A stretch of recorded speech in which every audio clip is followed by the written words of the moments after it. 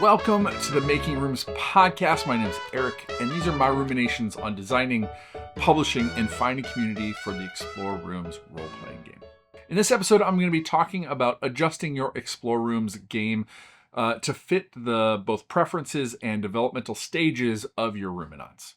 I'd love to hear about how you adjust games to fit playing with your kids. If you want to start playing Explore Rooms today, check out our first book, Let's Go to Roomino, which is available in print and PDF download at explorerooms.com/shop. Or you can get our Explore Rooms Pocket Guide, which is a free download at explorerooms.com/pocket guide. Links to both are in the description below.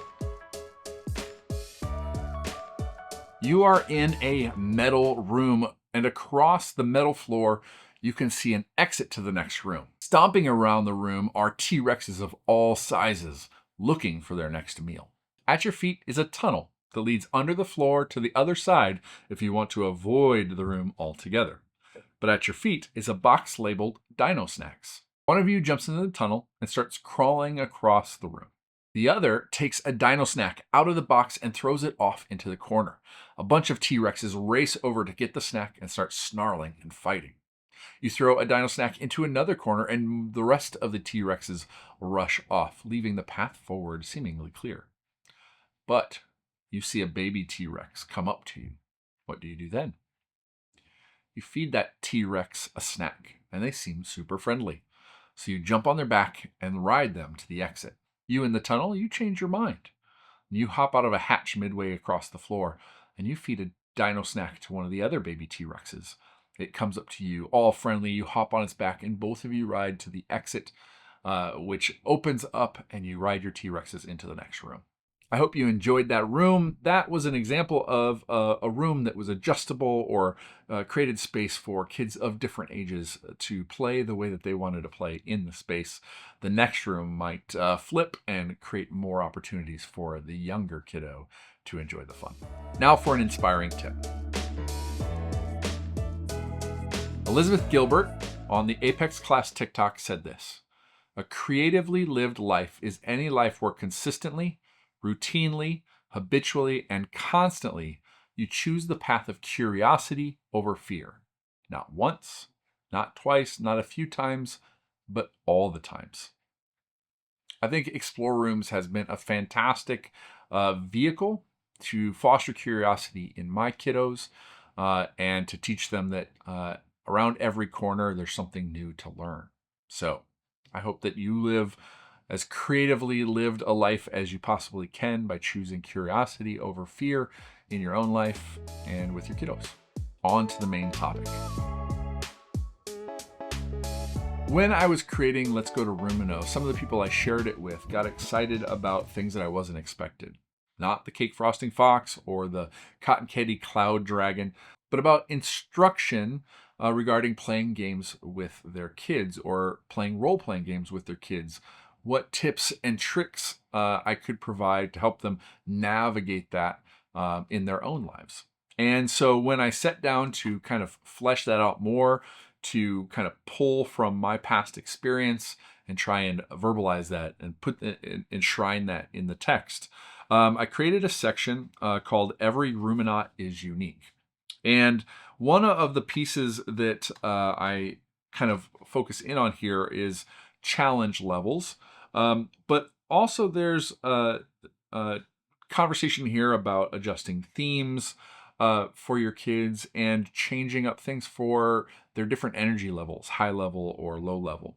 So I wanted to expand on that a bit and talk about Explore Rooms when you have more than one kiddo and they're at different levels of development, or they have drastically different preferences in the themes that they enjoy. When I was creating Explore Rooms, I had two kids, a daughter and a son, 5 and 8 years old respectively, and they liked vastly different things and approached gaming in drastically different ways. I had to incorporate the things that they loved into the game in order to keep them entertained and keep them engaged. But I also had to adjust the game to fit things that my older kid wanted to do, to set more challenges or create an easier, smoother time or more pleasant time for my younger kiddo. When I talk about preferences, I'm really thinking about the themes. I'm thinking about the types of games that they like to play. My 5-year-old really liked sweet things, cute things. She didn't want to deal with danger or the risk of losing something. It just wasn't something she was interested in games. My 8-year-old liked things a little bit more rough and tumble. He always wanted to get farther, faster, and he wanted to get there first. So that meant balancing between fairies and dinosaurs, between cozy and crazy, between fast and slow. Here are some ways I balanced that. The first way might be obvious. You alternate rooms. The first room might be fairies, and then the next room dinosaurs. Then you got teddy bears, and then you got alligators. And that works for a lot of the time. You're giving each of the kiddos some time to kind of shine or focus. And sometimes my older would jump in on the younger stuff anyway. But sometimes my younger would want to stay away from anything that was in their perception scary or rough and not interesting to them. Sometimes the younger one would simply check out.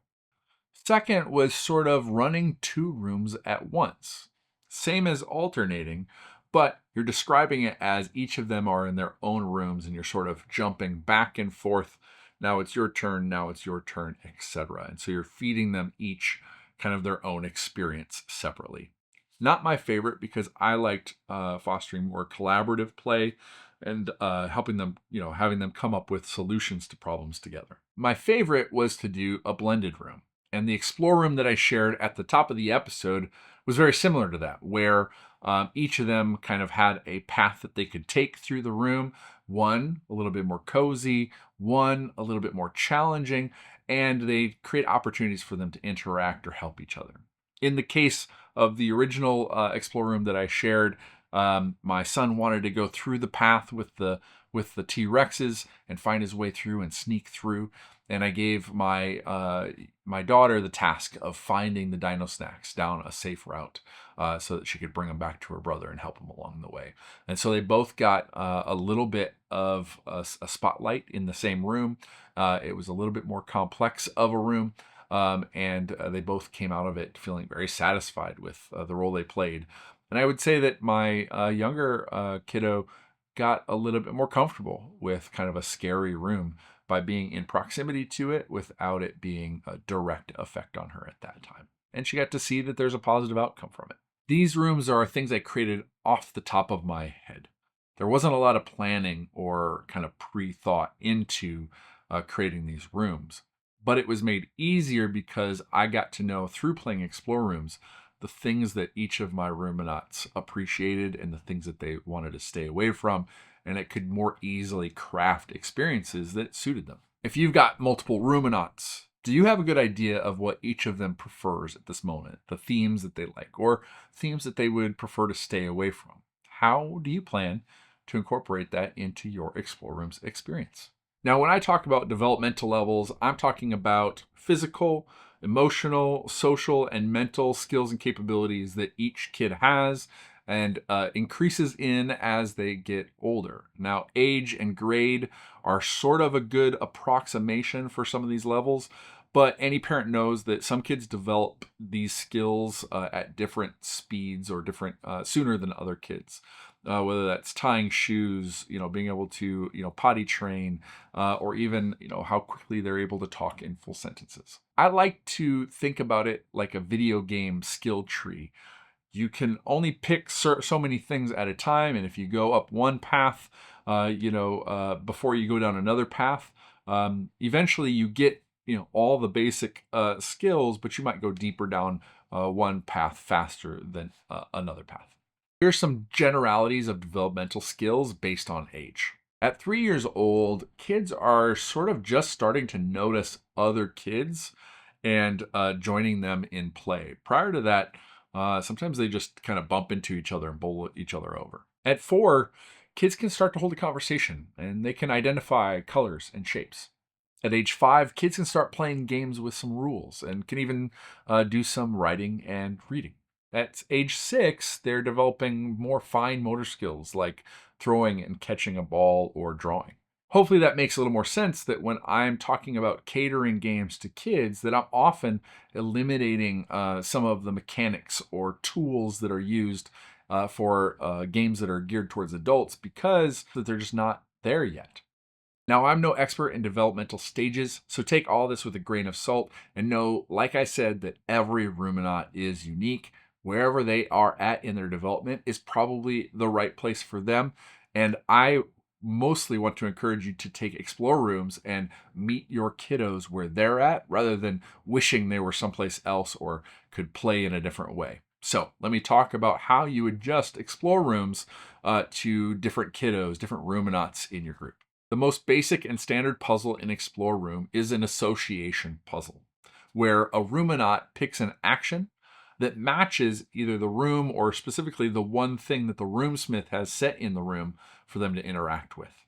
And when that action matches the one thing in the room, the roomsmith mediates and presents all the surprises and reveals the door to the next room. So the puzzle is very basic. It is very association based, whether that be a physical association, emotional association, a mental association. So they can exercise those different skills, but in a very simple way in the explore rooms. When a roomsmith chooses a different or wrong action that isn't associated with the one thing in the room, there still be a fun interaction or way to mediate that as the roomsmith, but they're not going to get the surprises unless they perform or suggest the action that fits the room. So you may not get it right the first time, but you're not going to fail the room. You're not going to get stuck. For some ruminants, you can downshift the difficulty of that association to make success come faster. First, choose a matching trigger and one thing that's more familiar to your kiddo. Present them with things that are, from their room or from their home experiences, instead of a fantastical world or fantastical experience. Give them something that's very familiar and that they've come across before. They may not be connecting the familiar with the fantastical that you've put in front of them. So make it super obvious. Make your puzzle more of a social association as opposed to a mechanical one. Give them a creature to relate to, or another kiddo to relate to. So hugging a teddy bear or soothing a sad plant. Lastly, you can chase their action. Rather than setting an immovable trigger point for them to successfully find the prize, go off of whatever they put into the world, whatever actions they choose. If they're getting joy out of it, if they're having fun in the way that they're choosing to role play and act in the space, somehow create a line for that to trigger your one thing in the room, so that the surprises can be found and the exit to the next room becomes one. What's also great about playing in this way is that as the roomsmith, you don't necessarily have to have the answer of what the trigger is for the thing I'm putting in the room. You can just rapid fire, put some things in front of your kiddo, see how they react, and then trace a path to success and create that experience of surprise and reward. And it can be a less mentally intensive way of playing the game and being able to entertain and have fun together. Let me know in the comments if any one of those seems like the most appealing to you, but I suggest you try all of them. See what works and what doesn't work. Even with older ruminants, sometimes downshifting the difficulty, making things more obvious, can be a fun way for them to sort of just kind of relax and take a break using explore rooms. One time my older kiddo was playing a video game and was struggling with one of the bosses and just having a frustrating time, but we had to go to an activity. And he asked me if I would give him an explore room where all of the bosses get beat easily. And so I told him a little bit of a Mario Brothers-esque scenario where he'd plunk off the turtle type boss. They'd fall down the steps and he'd be able to get past them without too much trouble. And by the time we got to our activity, he was feeling better. Just needed a little decompression, a little self-soothing before we got to his next activity. Now let's talk about upshifting the difficulty of the puzzles, and there's a few more ways to do this. Make the association a bit more obscure between their action, the right action, and the one thing. You might give them a basketball, but you don't show them where the hoop is right away. They have to kind of figure it out, or find a substitute, or make it a kind of a less obvious solution to explore. You could require multiple successful actions before triggering the one thing. Maybe they have to place that basketball into multiple hoops, or maybe they have a circle, a square, and a triangle that they have to find the right holes for. Give them a combination of actions to suggest before revealing the prize and giving them the exit to the next room. Try this. Give them something in this room, maybe after they've solved the room and they're getting their surprises. Give them something in that room that has nothing to do with that room, but will become handy in another room to solve its puzzle, but they'll have to remember that they have that thing. Kids that are a little more squirmy or high energy, give them something to do in the real world that matches the action in the imagined one. So if they're shooting hoops in the imagined world, give them hoops to shoot in the real world, or a rock to climb, or a fence to jump, or a hill to roll down. Give them something in the real world that connects to the imagined one for even more fun and a more memorable experience. Lastly, ask them to roll a dice, or flip a high card, or beat you in a game of rock, paper, scissors to succeed. As a parent or teacher, you adjust to kids intuitively. You meet them where they're at physically, emotionally, socially, and mentally. Games often have a very rigid framework, which can work when kids get older and fits when they feel like playing that sort of game. I hope these ideas help you use Explore Rooms to meet your kids where they're at, so you can share your love of role-playing with them sooner. Well, that's everything that I have for this episode. Please follow me on some of my socials. I'll see you in the next room.